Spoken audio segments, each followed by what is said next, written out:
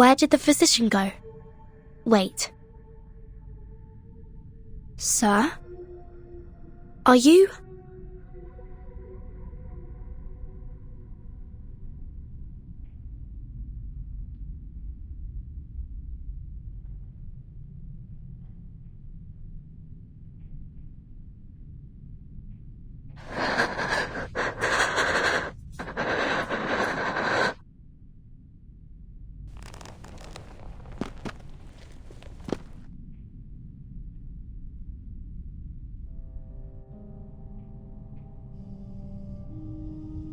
Aleph. It's you. My pen pal. You are, in fact, in Comala. All those letters, all the ideas we shared, they weren't just my imagination or some prank. Vertin, Soneto, it's all just as I told you. They weren't meaningless. They're all real.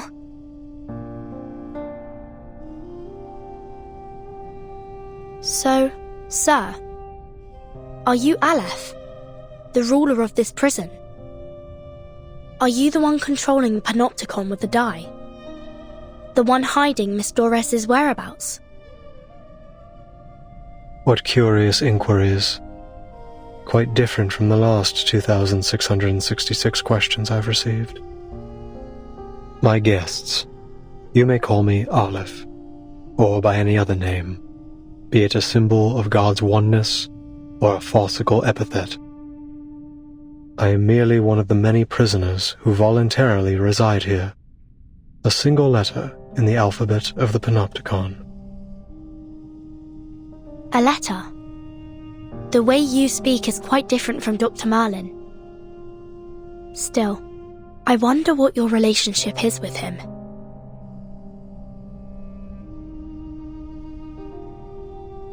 But allow me to make a guess. You're Dr. Merlin, aren't you? I'm afraid that's not entirely accurate, but you may think of it that way. Merlin is a figment born of my mind, an incomplete reenactment. He is me, yes, but not entirely. He, or rather they, failed to find their answers. They fought against their predestined fates, only to be inevitably crushed under their weight. I simply stood by and watched it all unfold. That was the extent of our relationship. They? You've already met Merlin and the Idealist, even witnessed their demise. Shackled by the delusions of verses, the Idealist lost his own name. Merlin, too, imprisoned himself within the system of the Panopticon. I'm sure their desperate pursuits caused you some trouble. Please forgive them. After all, your fleeting encounters led to the demise of them both. I think I understand now. The Idealist and the Physician are both parts of you. Or, to put it another way, they're your alter egos.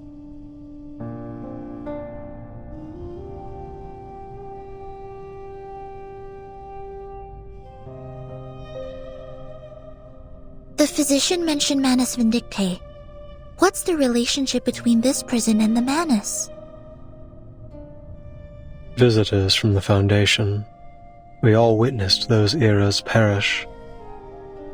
In 1977, not long before the fourth storm, I arrived in Ushuaia. Shortly after, some members of the National Foucault Studies Association reached out to me.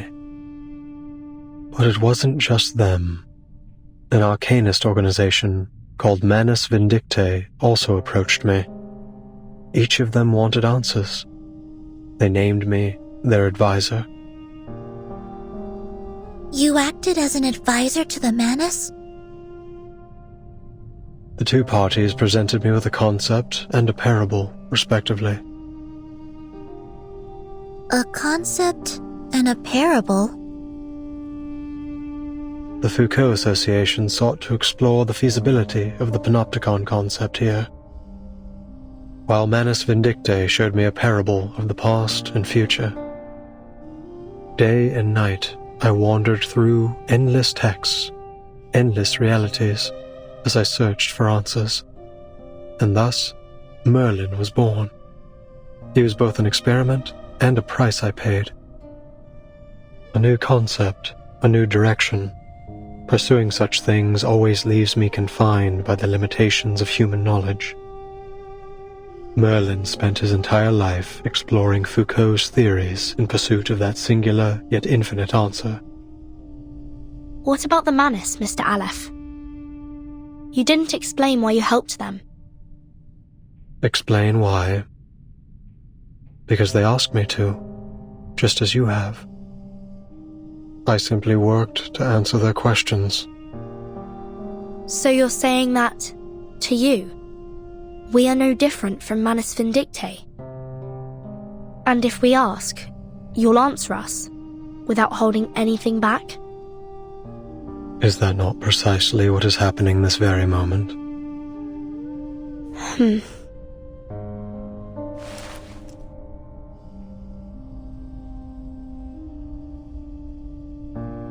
This is what the Manus gave Merlin, a magical die named the Tear of Comala. It was once a gemstone that belonged to a god. At the beginning of the century, explorers plucked it from an ancient gate they discovered in Antarctica. To the explorers' amazement, the gemstone could turn human desires into reality.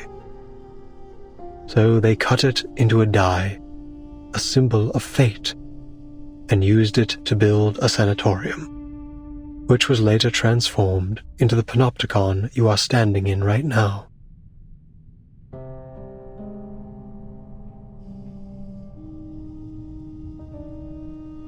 Then, Aleph, you really are the mastermind behind the panopticon?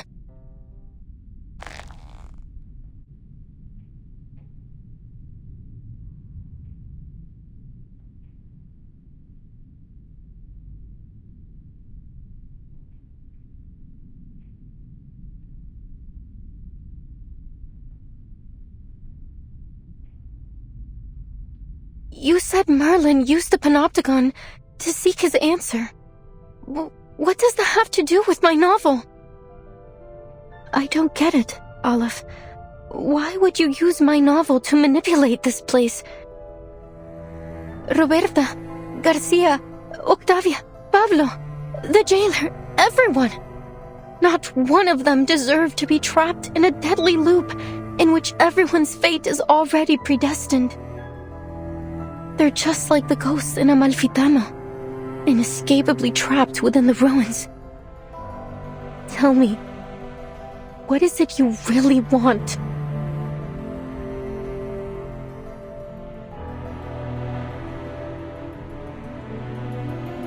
It's not about what I want. It's about what you want. The third line of your first letter. You said you wanted to give the rise and fall of sanity an ending.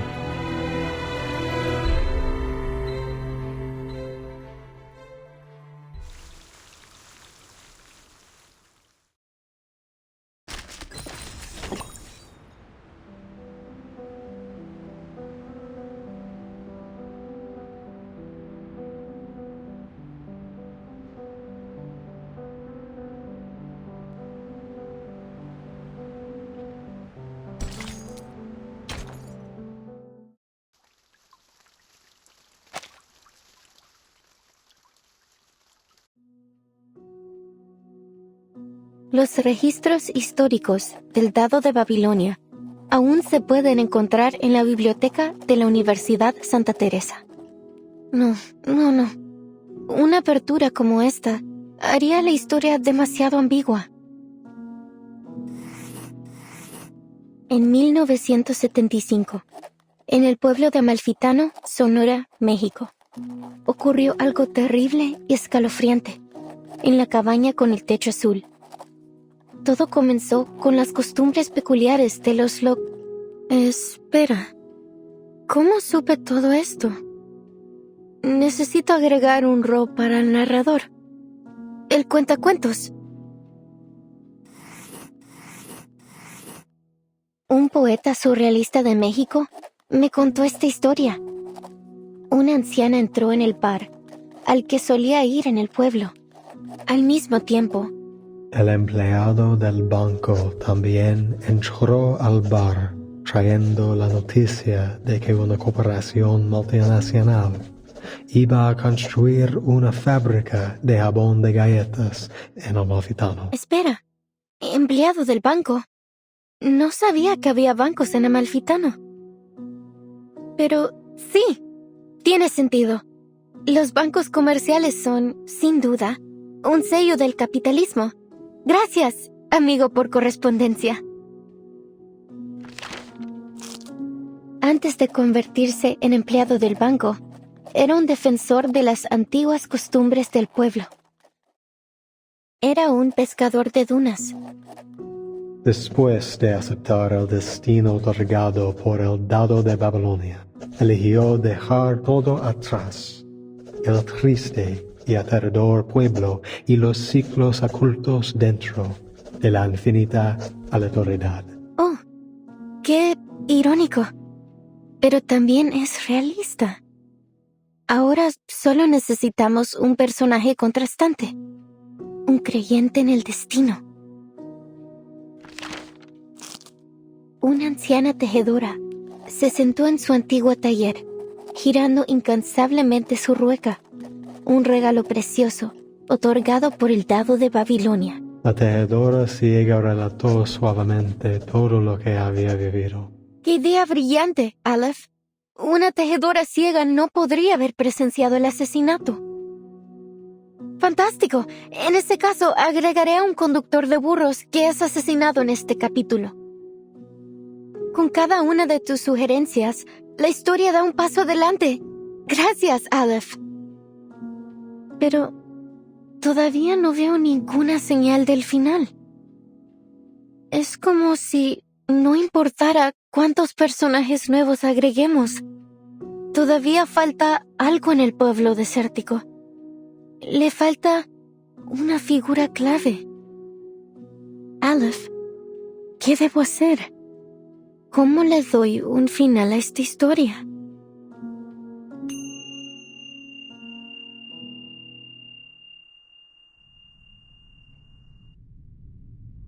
Tú misma me preguntaste, ¿cómo le doy un final a esta historia? Me describiste cómo tus palabras se habían transformado en un rompecabezas desmesurado infinito, un lenguaje irreconocible, una colección de información ambigua y una parábola que había perdido todo su significado. La ausencia de un final aún te roe, atrapándote para siempre en ese abrasador pueblo desértico. Todo lo que estoy haciendo es intentar encontrarlo para ti. ¿Estás diciendo que has estado manipulando los acontecimientos en el panóptico desde que intercambiamos cartas por primera vez septiembre pasado?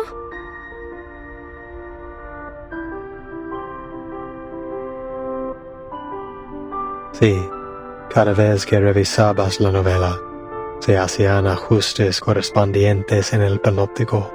Reflejar fielmente las complejidades de cada detalle era clave para asegurar que la historia avanzara sin problemas. Estos ajustes los manejaba principalmente Merlin, a veces el idealista, y antes de ellos, Zahir y Paracelso. ¿Cada vez? 6 versiones de la historia del Amalfitano ya se han desarrollado en el panóptico. Eso significa la rana aplastada en el barro, la vaca muriendo de vieja, el lirón cayendo al mar el fantasma asesinado en el duelo y los cambios repentinos al dado de Babilonia. Todas las revisiones que sugeriste, todas las muertes, el caos y la locura, ¿realmente sucedieron aquí mismo?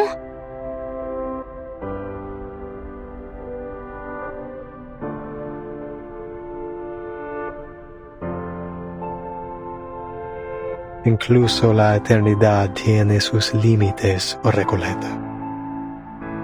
In the 6th revision, we added the blind weaver, an extraordinary figure. Just like the paracausality researcher who carries a suitcase that you introduced in your 7th letter. The paracausality researcher carrying a suitcase. Miss Recoleta, is this character really based on the timekeeper? What? Of course not. The paracausality researcher is an entirely different character. Don't you understand? We're only one die roll away from the ending.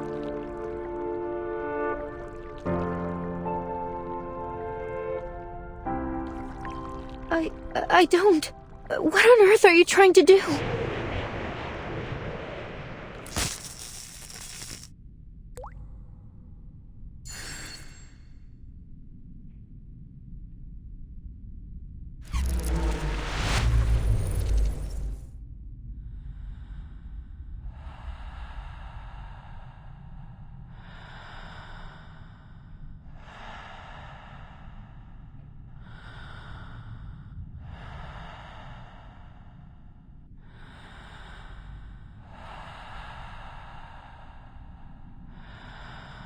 Recoleta, it is the cycle of fate that has brought you to the panopticon of Comala in Ushuaia.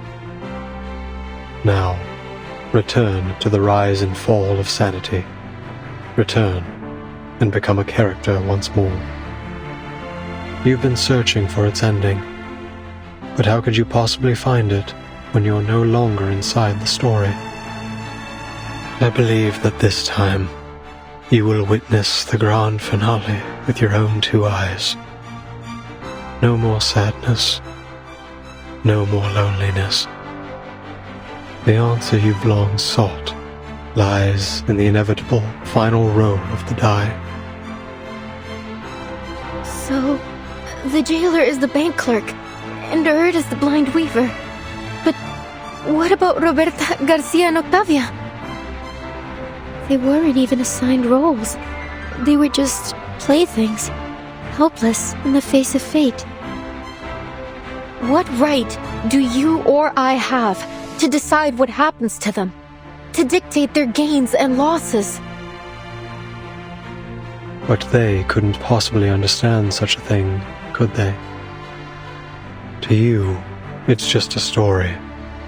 But to them, it is the manifestation of bittersweet destiny.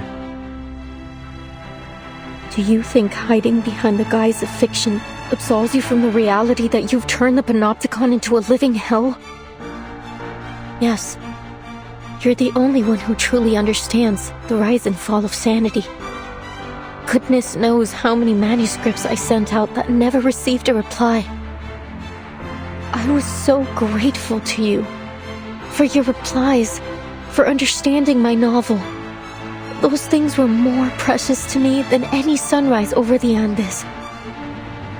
Had I known that your feedback was created in such a way, and at such a cost, I would have preferred not to receive it at all. Don't you get it? Even if they don't understand my novel, the people I meet are still my friends. Whether we took a long journey together, or we simply chatted for a few hours. We formed an inseparable, miraculous bond. They're a part of me. How could you treat them like fictional characters? It's disrespectful to my work, and to life itself.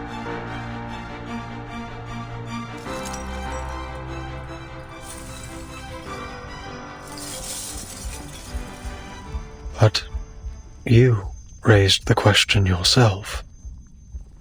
Why do you resist receiving its answer?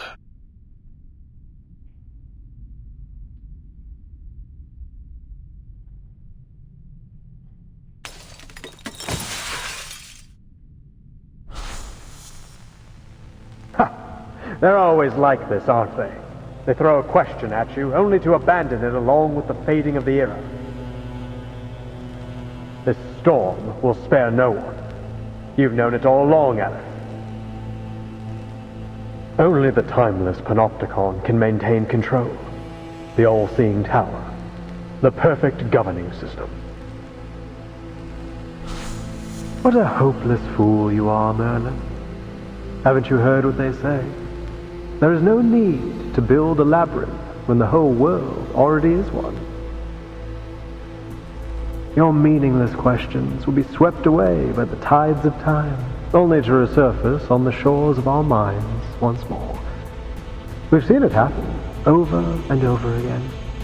Surely you've realized by now that the only true meaning can be found in literature. For over a century, literature has remained the singular, ultimate answer. This lonely cowboy is simply feeling lost at the moment. Spare us your ramblings, I fear. You're wasting our time. Enough.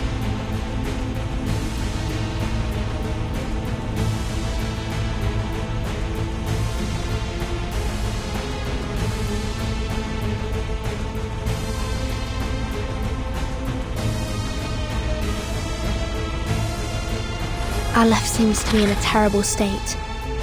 We have to be careful. Something isn't right about that die.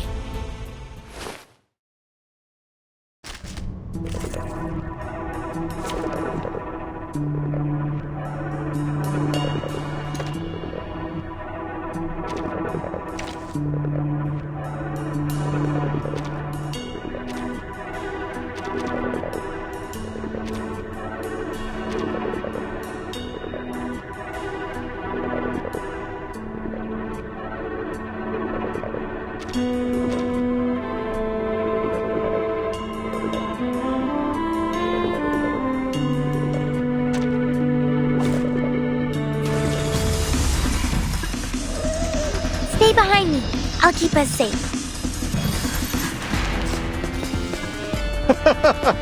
Go ahead. Keep the story going. Carry it through until we finally feel the sweet gratification of the ending. Your endeavors are doomed to fail. There's only madness in literature and art, not transcendentality. This card must have just another jar? En la acumulación de laberintos, suéltalo todo una vez más. We stand together. Nuestro adversario es el tiempo. Rise and shine. Enjoy.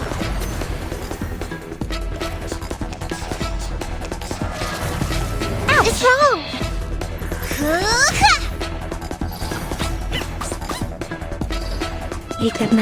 Oh look, it's newly made this year. En la acumulación de laberintos, suéltalo todo una vez más. Cosmología, filosofía clásica, el fundamento del mundo. Got you.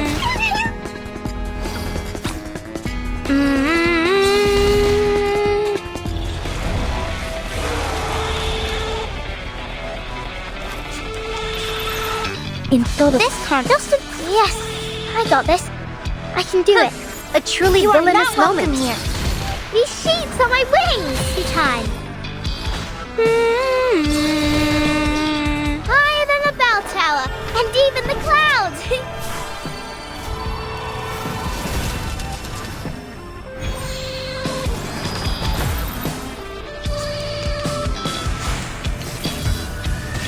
Stay away from me. Hey, don't interrupt me. Oh, be careful.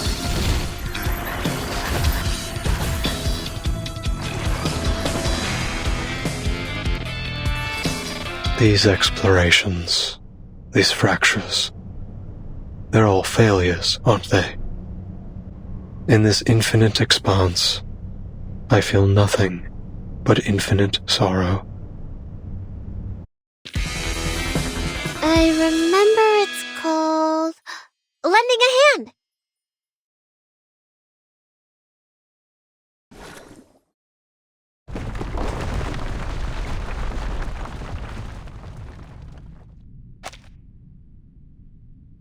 Wait! Mr. Olive? Are you human?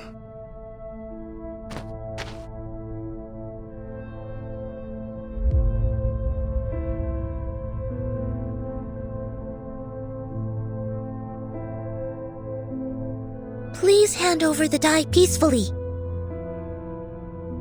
Mr. Aleph, please stop resisting. It's futile. Futile. Yes, it's all futile. The cage of rules, the ideals of literature, both are futile. Mere illusions conjured along the path to transcendentality. They all fear that they're nothing more than phantoms in someone else's dream. That reality will devour everything, including their very existence. That's why they drift further away from transcendentality. They couldn't break free from that false dream. None of them could.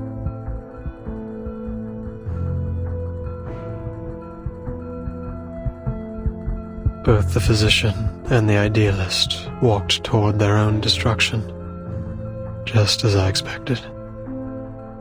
But your novel still has hope, Recoleta. Its ending hasn't been written yet. We cannot deny that it may be the answer to achieving transcendentality. You're not going to stop, are you? Not until you get your answer. Sonetto, we have no choice but to seize the die from him by force.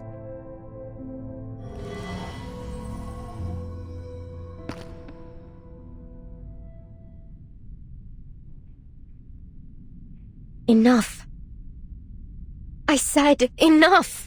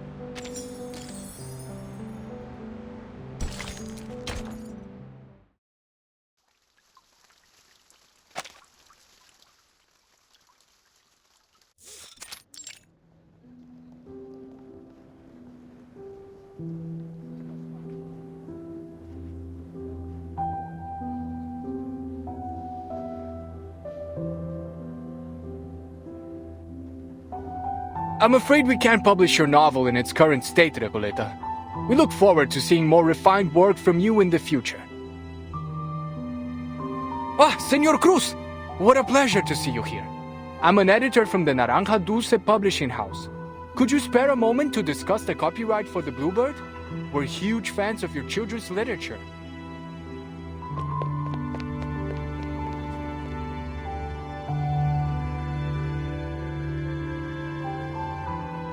Hey, relax, Recoleta. Look at all the books around you. This place is heaven. You can't get down on yourself, not here. There's so many writers and publishers here. It's only natural you'd be turned down 17 times. This is just the beginning.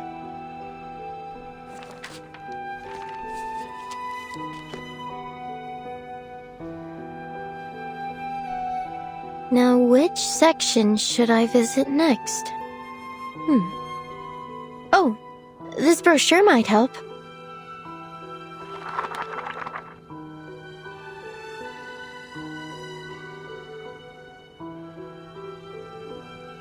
Estupendo. An exchange of ideas between writers. Nothing could be more incredible than that. I recall James Joyce was inspired by a letter he received from Henrik Ibsen. So, maybe what I need is to find someone to share my manuscript with. But who? Tadeo Emasums, Aleph, Averroes.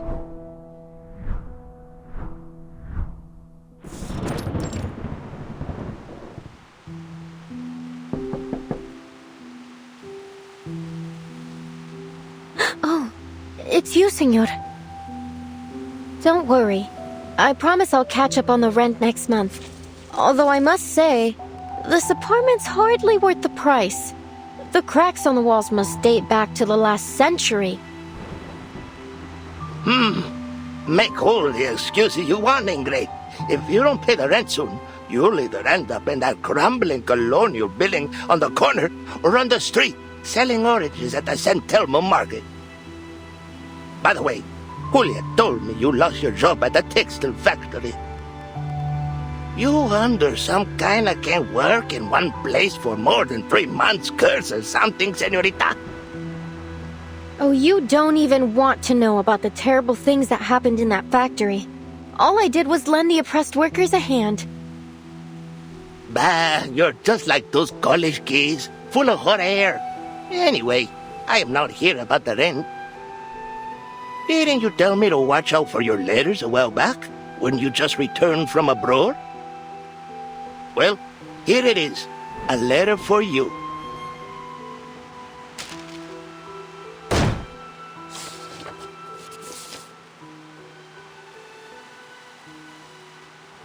Dios mío!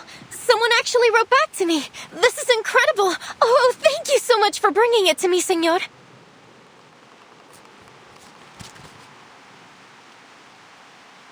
Dear Miss Recoleta, it's from, let's see, Aleph.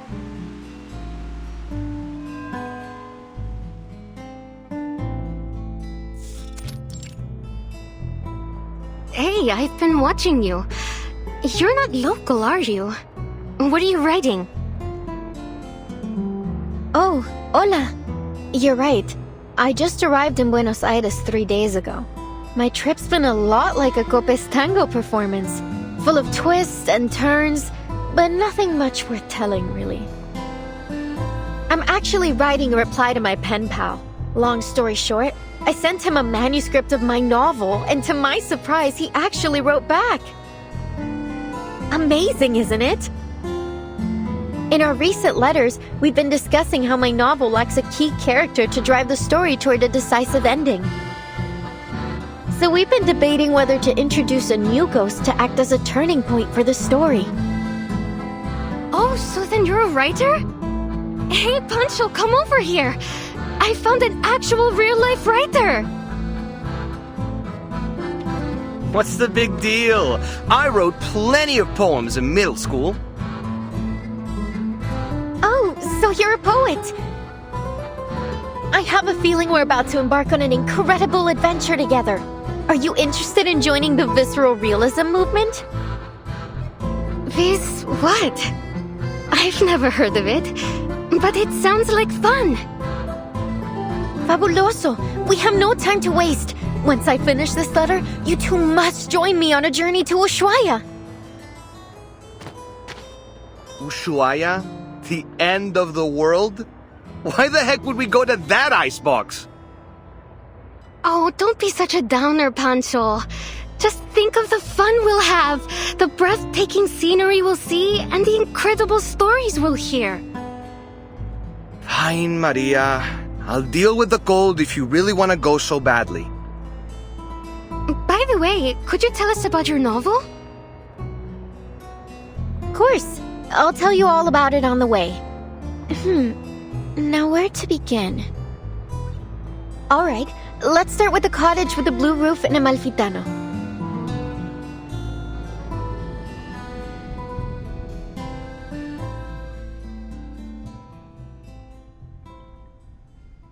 It's been 6 months since we first exchanged letters. Since then, I've been traveling. First from Chile to Mexico, then from Mexico to Argentina. And I've never stopped writing.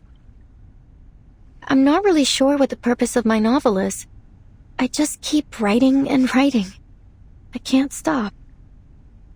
What power does literature hold? What responsibilities? Perhaps only by continuing to write will I understand one day.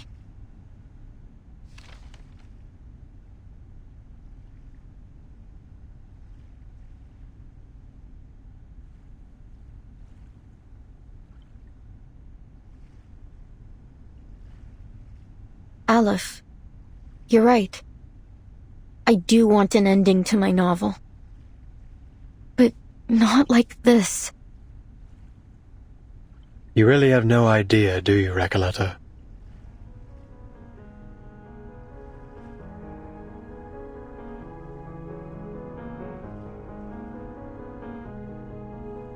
The rise and fall of sanity is your story.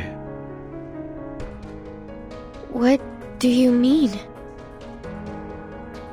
You are a ghost, wandering this forsaken land, still striving to create a miracle. You are a wandering poet, born in Amalfitanu, the foolishly brave protagonist of the story, and the embodiment of the author herself. A reflection, yes. The author, no. You are simply a figment of her imagination, a manifestation of her dream to wander. Have you not realized it? The literary pursuits and romantic adventures you described, they are merely faded memories from 1975. The poets who joined the visceral realism movement with you left Latin America long ago. Faded memories? As for the novel, it's yours now. A story you're writing. A story about yourself. Your departure has turned Amalfitano into a ghost town. The characters have lost their connection to you. They're gradually fading away. If the novel is destroyed, you too will cease to exist. Wait, this is... Miss Recoleta? Is what he said true? I know you never lie, pen pal. In your first letter, you told me that a character's role in fate must be determined from the outset and consistently adhered to throughout the story. Reading the perspective and insights of a walking encyclopedia, having such a person be willing to share their thoughts at all was an exhilarating experience. I had never imagined my novel could develop in this way. Words could hardly describe how I felt in that moment. No one but you has ever understood the story of that town, let alone offered any revisions. Following your advice, I added the bank clerk, the dune piscator, the blind weaver, and the murdered donkey driver. Amalfitano was no longer an empty town with a single blue-roofed cottage. The new ghostly residents had begun to fill the skies over it. The story was finally reaching completion. I could feel that the ending was within reach. I became increasingly eager to meet my pen pal. I couldn't get the thought out of my mind. I wasn't sure what I would say to this Aleph. A simple thank you, perhaps, or maybe a discussion about the future of Amalfitano with its sole reader. Or maybe I'm no different from everyone else, led up the garden path by fate.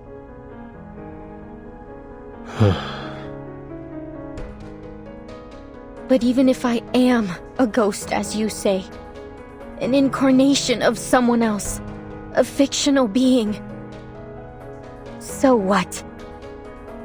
My resolve will not waver, even if my existence is bound to fade away. Because this isn't what literature is supposed to be. You once told me there isn't an ounce of reality in fiction, only voids and glorified lies. Let me tell you this. whether real or fictional, corporeal or intangible. I have accepted my existence. Now, let's put a stop to this, Aleph.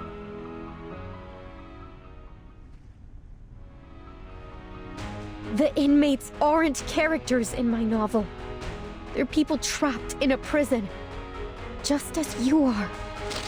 By simulating my story here, you have made me into some kind of god, a guilty, false creator, a dictator of fate. I never wanted any of this.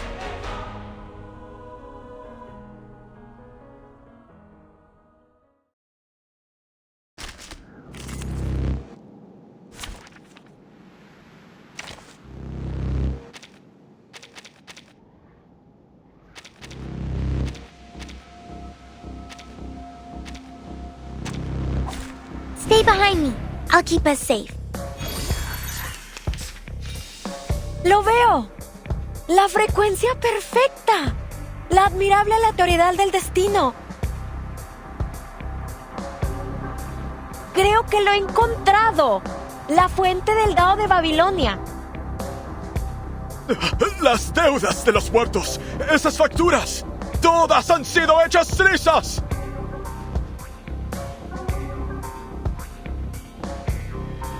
¡Ah! ¡Ya no estoy atrapado!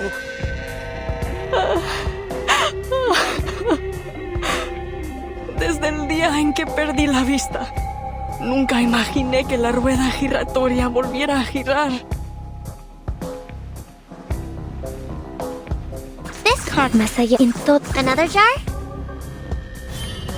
En la acumulación de laberintos, suéltalo todo una vez más. We're not afraid of you. Cosmología, filosofía clásica. Do I have to do this? Let's get it over quick.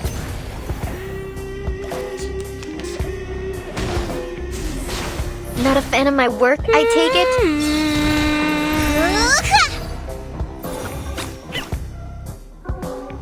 Just it's newly made this year. En la acumulación de laberintos, suéltalo todo una vez más. It's out with you. Rise and shine.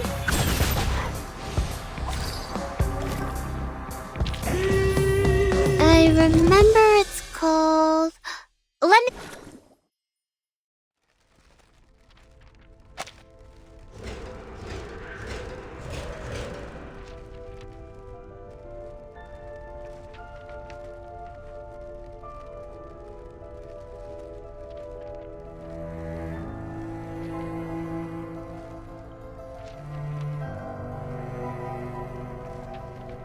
Huh? Miss Recoleta has vanished. Did she really cease to exist like Aleph said? Recoleta.